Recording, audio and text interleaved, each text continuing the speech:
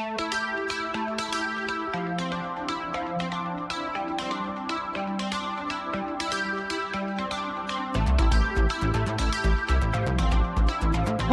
and welcome to Informatically Speaking, the Greater Delaware Valley ANIA podcast designed to promote knowledge sharing in the field of nursing informatics, locally, nationally, and globally within our unique industry.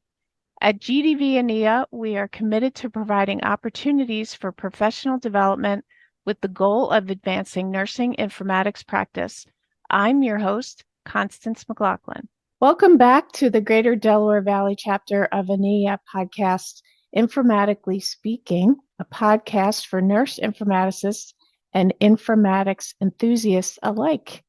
In this episode, we welcome Marc Perkins-Carrillo, CNIO of Moffitt Cancer Center in Tampa, Florida. Welcome, Marc. Hey, Constance. Thank you for having me. I'm really impressed with your podcast, so thank you really for having me on. Oh, thanks. That's sweet of you to say. So tell us a little bit about yourself, so I'm not reading the bio. So my name is Marc, and I have been a nurse for 30 years. So I ventured over. I've done a little bit of everything. I have been all over the country practicing nursing, so I think I have a good span of knowledge about what is going on around the world, around the country. And I ventured into informatics, back in the days when good old CPOE was around. And they asked me, hey, you're good with computers. You want to bring all our doctors on board with doing orders? Oh, that sounds like an easy job. Sure. So right into informatics I came. And so I have been advancing throughout. And now I am the Chief Nursing Informatics Officer for Moffitt Cancer Center. It's a comprehensive cancer center. And based in Florida, we were the first comprehensive cancer center in the state of Florida. And we serve about 6% of our cancer population from the state. That's great. Thanks, Marc. That's so much better than I would have done. So you and I have known each other a long time. The last time we spoke, we were talking about AI, and it's always the buzzword, right? Everybody wants to talk about it, but I think a lot of people don't fully understand it, of course. But I thought today we could focus on automation in the nursing space versus the big, scary AI thing that kind of hovers out there. So you seem to be pretty vocal about AI. So we'll start there for now. You seem to be pretty vocal there via LinkedIn and when we talk personally too, and also current innovation. So tell us how you started gaining interest in that field and where your thoughts are right now with it. Because I think you took a couple of classes. I did just take a course from USF and flew through that. That was a fun and interesting thing. I started thinking about AI because it became the buzzword. Everybody started hearing it, right? ChatGPT. Boom. How fast did that take off? It was the fastest takeoff of any kind of technology ever. And so people kept saying, you got to use ChatGPT. And I was like, I don't know. Do I really need to use ChatGPT? And then I started listening to it. And the more I looked into it, the more I realized we use AI every single day in our life. And people say, no, I don't use AI. I'm scared of it. I wouldn't use it. But you do. If you have any kind of virtual assistant on your phone, I'm an Apple guy. So, hey, Siri, immediately that is AI. If you have a robot that vacuums your home, that is AI.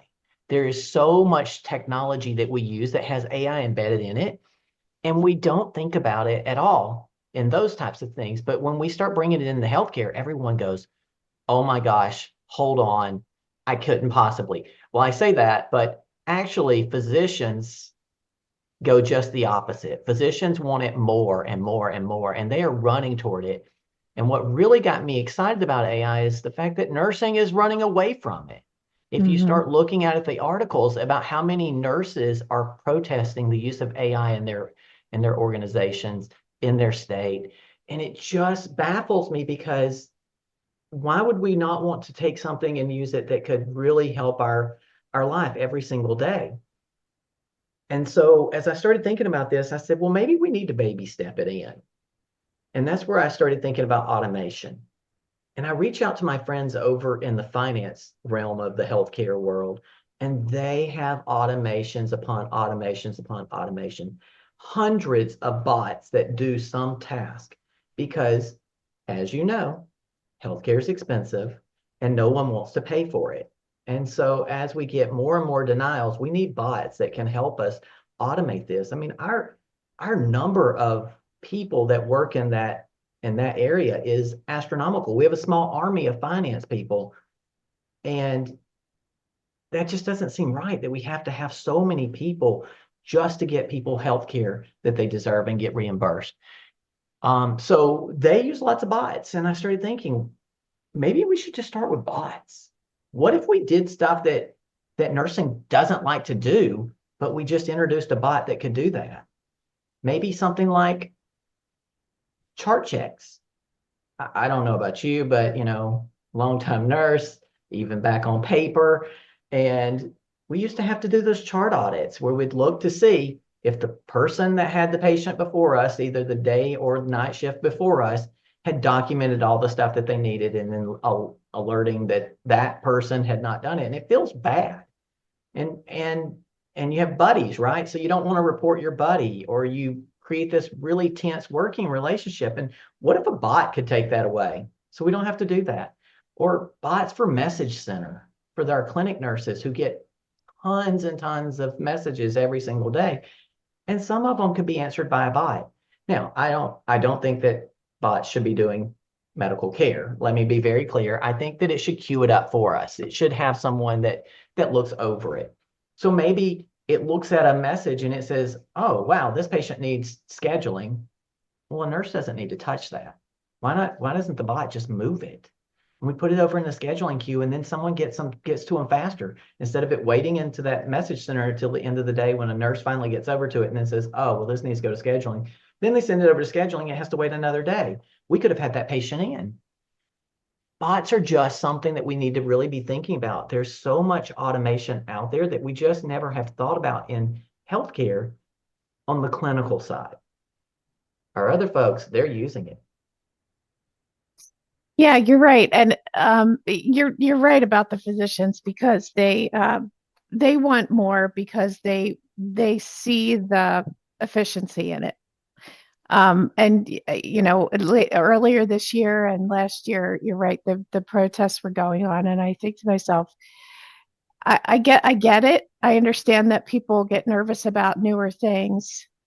However, we always have to think about how we can use it, right? The machines are not taking over yet, right? That's a movie. Not yet. Maybe one day they will, but who knows? And hopefully we won't be here for that. But we have to, as nurses, we have to be innovative thinkers and think about how we can use this stuff, right? I mean, the vendors already have things built in to double check us and to say, are you sure you want to do this? Did you forget to reorder this? I think it's time for this. Or we can even build in decision support alerts and things like. So there are already things that can be done that have to be built. But the bots, I don't know, they're still a little bit of a mystery to me, because the first thing I think of are those alerts that we built, right? So as a builder years ago, I would build things in and say, hey, here's a reminder, here's a task, here's this is where it goes, this is how it fires, those kinds of things.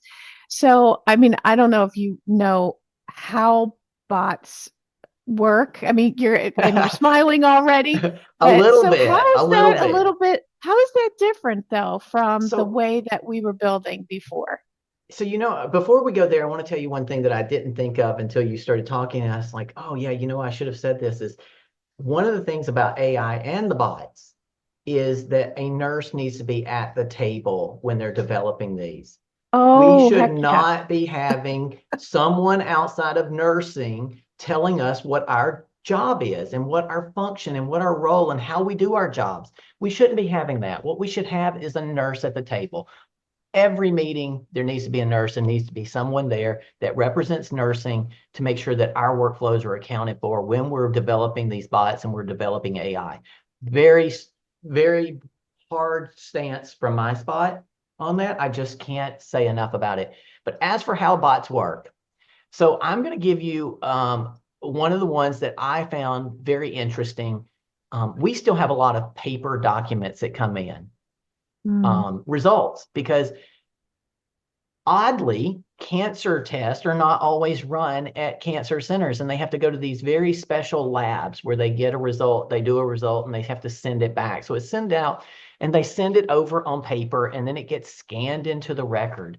And so imagine as a nurse, and you need to be able to see these results, and you want to be able to trend stuff, but you can't trend opening up one PDF, open up another PDF, open up another PDF. And then by the time you've opened up 6 of them, you forgot what your numbers were, or if you're not writing them down. And what if you transpose them? So there's so many things that's just crazy about it. So a bot could take and use OCR and read that document, pick out the actual values, write it out to a table, then go into your EMR and write it into a certain field, and then allow you to be able to graft it. So I think that there's so many things that you could do with a bot. I watched one, it was very interesting. It takes and goes out, it takes and reads a claim, and then it gets the information that it needs. It has the diagnosis from the physician on it. It goes to a website, pulls up the CPT code for that, then gets that CPT code, enters it into a billing system, and then from the billing system goes and creates an output bill and then disperses that out. So all of that was completely automated by bots. So bots don't have to just do one item. They can just keep building upon the next step and reproduce things that we do naturally. Wow. I didn't realize that it could be programmed to go out, look for the CPT, what it needs to do somewhere else. On a website. So it's not just living in your EHR, in your environment. No. Wow. No, we are working on one right now that's I think is amazing. And when we talk about time saving for people, so we have charge tickets. Of course, I think most everybody has a charge ticket of some sort. And so these charge tickets, nurses have to fill out, right? And so they do it in the electronic medical record. But when we're down, they don't have anything, and they have to remember all the items that they used, and then they have to go back into a system when it comes up and then charge the person. And we're like, well, that can't possibly work well. We know that that's not accurate, and we don't want to overcharge or undercharge anyone. So we created downtime forms. Well, we have got a bot that takes and reads that out of an Excel spreadsheet, takes and grabs it from there, takes it to our Compliance 360, which is our policy library, and places it in the library and replaces the form that's already there. That's the downtime version, and then automatically updates it all so that when the nurse goes in to get their downtime form, it's right there and it's the newest version. What? So it's putting it on the actual downtime form, or is it putting it back in the EHR?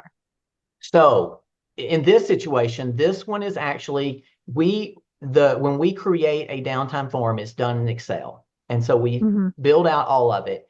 It takes that, it opens that Excel document. So now it's going out of wherever it was, it goes to Excel, it opens Excel, it grabs that file from a share file, and then it takes it, it reformats it into our downtime version paper form, creates a PDF of that, and then grabs that PDF and then moves it into 360.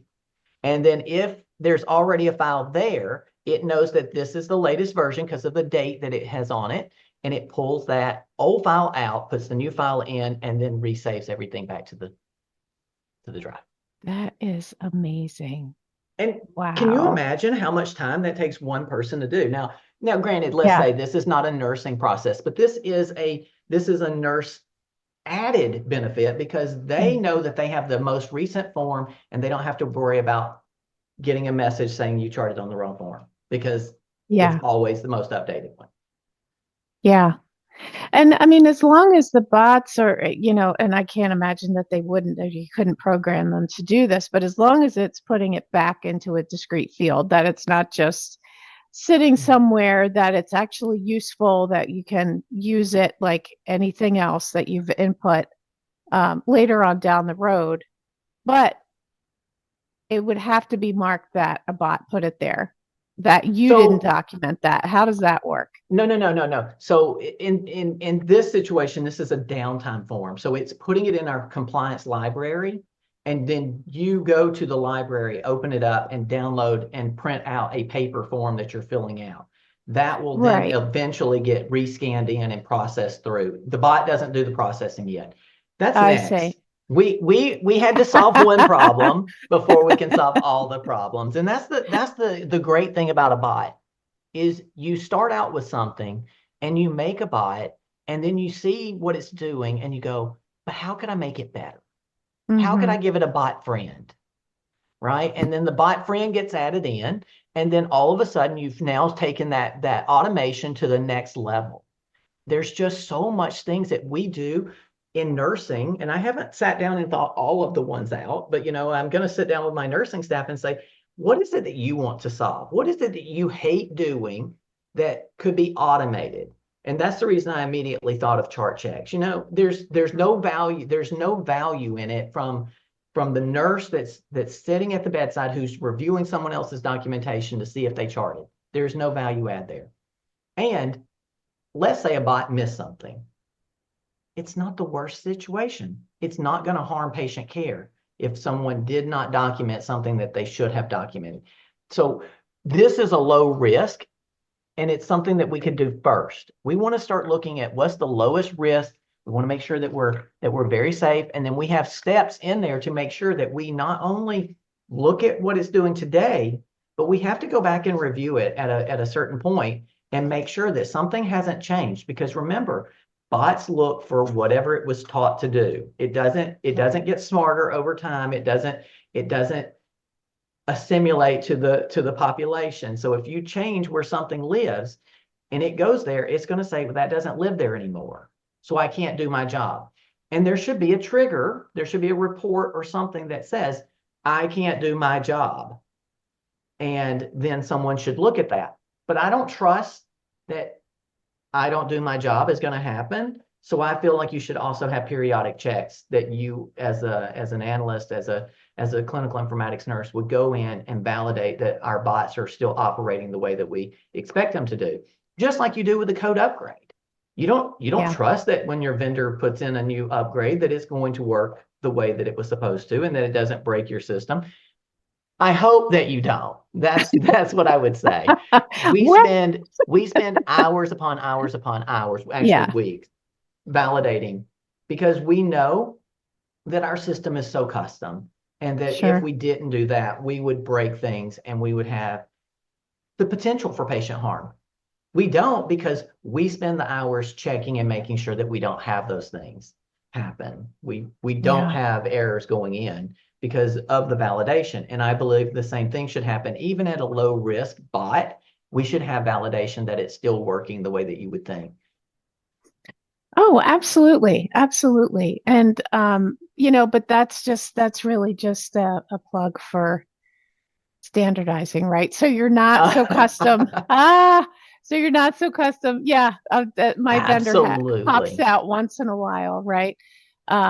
So who builds the bots? So it's a combination. Actual building is we have a technical team that owns the application that we build bots out of. So we have a subscription to a company, and I shouldn't probably call out company names, but we can talk offline about that if you're interested. But we have an amazing company that we recently purchased. We've had one for years that we've done with all our automation in our rev cycle side, but we were looking for latest and greatest. And this company is the latest and greatest. And so we have a tech team that sits down with you as the clinical informaticist and with our nursing staff or whoever we're building it with. So it's usually a team effort. So we talk about what's broken. What do we want to fix? What's the real need for this? We don't come in with a solution because they shoot us down if we come in with a solution. So we come in telling them what we already have a solution in mind, but we tell them what they want to hear is what's the problem. And then we have them work us through because they know the system better than we do. Just because I think I know how a bot should work doesn't mean that the bot could actually do that. So we want them to help us and build that with us. So it's a combination of a people, but the actual builder is a technical person in that team. That's pretty cool. I didn't realize it was actual. I guess I did realize that it was actual software. So it's a bolt-on or it's a interface really to this software that you're using. Okay. It's built into it's built into our ecosystem, and then you can tell it which applications to go into. I mean, literally, if you give it access and you tell it what to do, it will go to the internet, type in a web address, go to that web address, then it will take the word that you needed to look up and it will put it in the search field of that, and then grab a CPT code or ICD-10, whatever it is that you need it to do, as long as you've told it what you need it to do. So if you tell it that this field is always the field that it's looking for, it will go to that website, search on whatever's in that field, and then pull that data, and then you say where you want that data to be written back to. That's pretty cool. So how does your informatics team feel about it? How do they feel about supporting that? Because it's crossing IT and the builders and all that. What does that look like? Oh, they're excited. Let me tell you. So we actually carved out 2 positions under mine. It's under what we call our EHR code upgrade and automation team. And so that's where we're actually putting them. And so we have two people in that area, and they're working on all kinds of automation, not just for nursing, but they're actually trying to automate my team and how we find stuff. I don't know how many of you use SharePoint or some other kind of filing structure. Yeah, everybody loves the little SharePoint, right? But my team is really diving into it and really understanding what the capabilities of SharePoint are. And so they're creating automations inside of SharePoint and metadata that you can find stuff easier. And it's just really amazing. They sit down, they brought me in, they were like, we don't like our SharePoint site. And I was like, neither do I. How about that? And they said, we can make it better. And I said, all right, you're going to have to prove to me you can make it better before I'll let you blow up where I know everything is. And so they showed me, and I said, wow, this is just absolutely amazing. It moves stuff in folders, and as it's completed, there's ways to complete items, and it moves it from one to an archive folder. Just amazing stuff. And you don't have to do any work. You don't have to go in and right click on it and select move and tell it what folder to go to and hope that you get it in the right folder and that you didn't pick the wrong one. Just by hitting resolve or something, archive, or there's some buttons that you click, and it just automatically moves everything. So, or hope that you remember where it is next time. That's me. I don't remember where I put anything anymore. It's too many files. But these in this situation, these are things like workflow design sheets, talking about what the design spreadsheet. And so every change that we do, we design it out on a spreadsheet, and we document all of the history around it, why the change was made, how the change was made, and when the change was made. And then the next time there's a change to that, they pull the exact same design document, and then they update that design document, and it goes through. So there's versioning of it all the way through, so you know the long history. So when someone comes to you and says, well, we want to change it to this, and you're like, hey, that was the way it was 3 years ago, and it didn't work because of this. You have that historical knowledge that most organizations don't have, because people like me leave, and I took the knowledge that I had of how the system was filed away, and then all of a sudden you're left with a deficit. So in this process, you're able to search on a keyword or metadata and be able to find the latest version of this and start working off of it. I think it's neat. pretty ingenious, and I was super excited when they told me. So we're looking at everything we can do with automation. How do we have some bot, some kind of automation do this work for us? Because Mhm. let's be honest, you're not getting more people. You've got to figure out how to do more with less. And so you've got to use your technology to do that.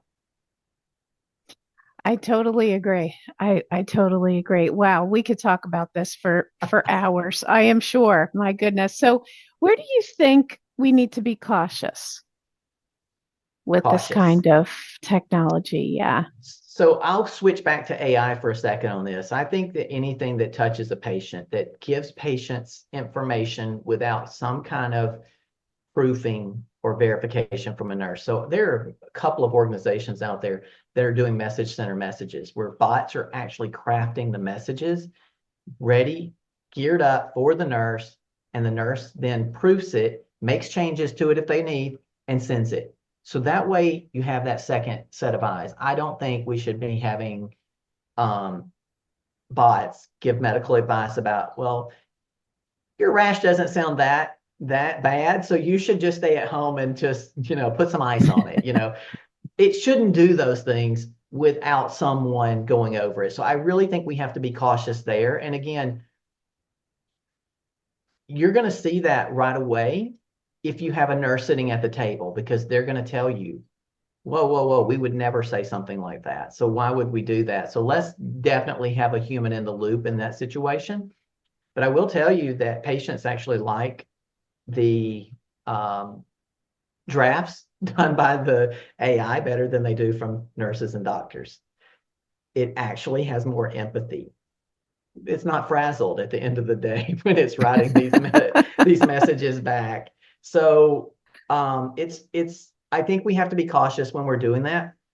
I just spoke at ONS recently, and I talked about AI, and I was on stage with some really amazing ladies that helped me along with AI and discussing it. And my section was about what are we doing with it in healthcare? What is it gonna do for nurses?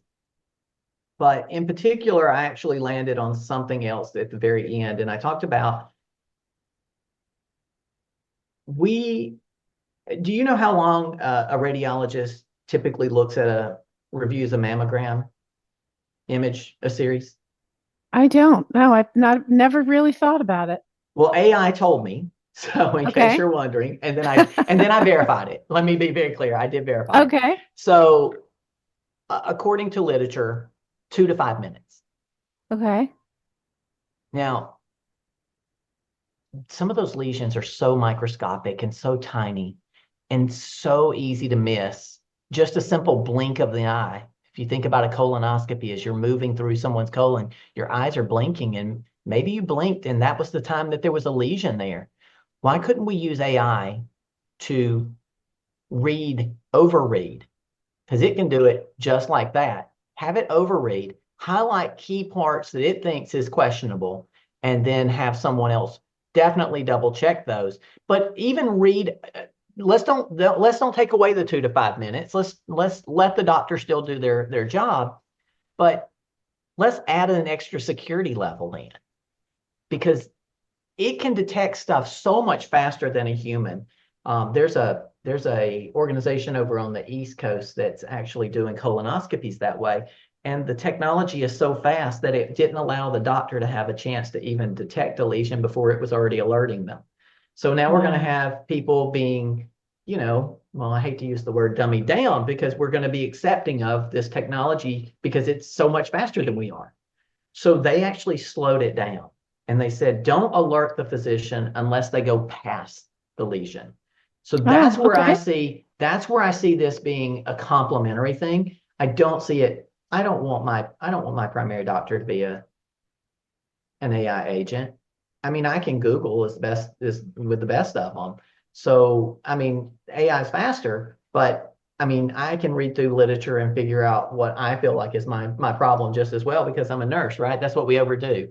We Yeah. we second guess everything and we read through it. But I think where I would say is I don't think that AI should ever be primary on anything. I think it should be a screener. It should be alerting us and helping us provide better care, but it should not be primary. Well, I couldn't agree more. Absolutely. So, Marc, this is the time goes by so fast. Every podcast, I can't believe it, and I wish we had more time, but maybe you'll want to come back and we'll talk some more. But I want to land here. I think you've given us a lot to think about, and we so appreciate your insight into this, and the work that you're doing at Moffitt is pretty amazing. I'm very impressed with the bot situation. I'll be thinking about that for a while. But what kind of advice do you have for our informaticists that are listening for all of this newer technology? What do you say to them right now about this experience? So the one thing that I would say that I would like everyone to take away is it's your job to help nursing get on board with AI and automation. It's your job. You live in the techie world, and it's your job as a nurse to help bring people along. And so we're actually starting, it's part of our strategic plan for nursing, and we're actually going to have an AI section. And our first year is really on just changing mindset and really making sure that people feel comfortable with it before we start introducing true AI into the workforce, and really working more about the automation portion of it to get them accepting of this. We're going to do podcasts, we're going to do webinars, we're going to do WBTs, we're going to do all kinds of things. There's a whole strategic plan around it. I just wrote that using AI the other day, but that's where I think the one thing that clinical informatics needs to do a better job of is really helping people understand what AI should do and can do and cannot do, because there's so much misinformation about what they can do and what they should do. No slide on vendors, but they have a job to do, and it's to sell a product. And we have to make sure that we're making sure that that product is following guidelines established by the FDA, and that we're using AI safely in healthcare. And I just think that informatics has to play such a big role in that. I agree. We're the front line. So educate yourself, keep reading, keep learning, and help our nurses understand what all of this newer technology is, what bots are, what AI is, and what it isn't, and protect our frontline folks. Absolutely. Great advice, Marc. Thank you so much, Marc. I always love talking with you. I always have such a good time. You love your job, and it's just a lot of fun. So thanks so much, Marc. Oh, thank you. It's been a pleasure. Always enjoy talking with you. Thank you for joining us today. We hope you'll join us again for another session of Informatically Speaking.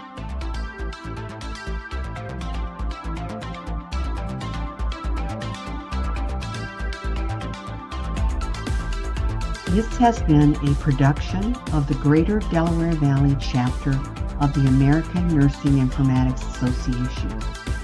For more information about the GDV-ANIA chapter, visit us at community.ania.org/Greater Delaware Valley/home.